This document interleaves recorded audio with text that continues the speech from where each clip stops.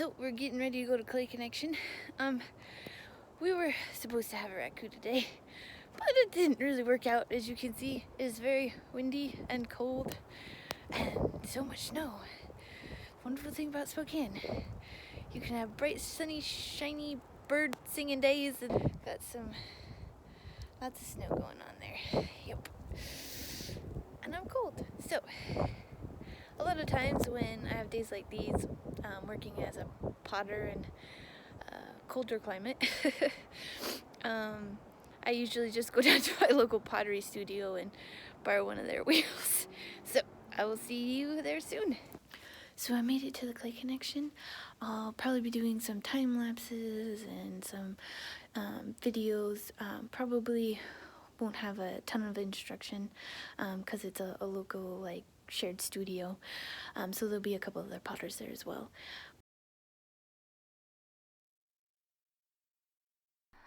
So I am taking some time to round out my clay. I didn't do a whole lot of wedging because it was fresh out of the bag.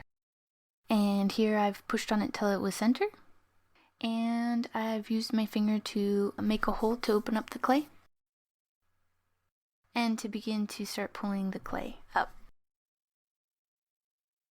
So next I was pulling the walls up. I tried to keep my pulls to about 3 per cup so the walls have enough strength for the shaping that I'm going to be doing later.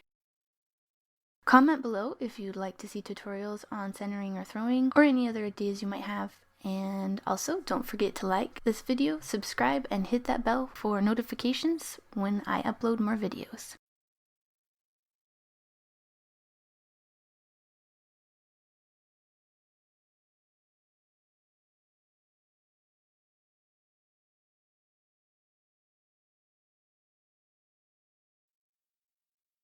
So here I'm on my last pull, and then we will begin to shape the cup.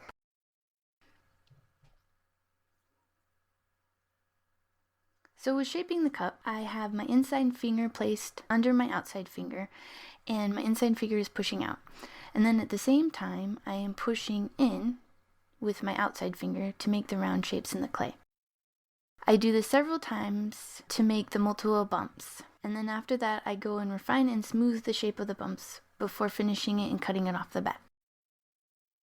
Next is a time lapse of the rest of the cups I threw from my Twisted Cup collection at the Clay Connection that day.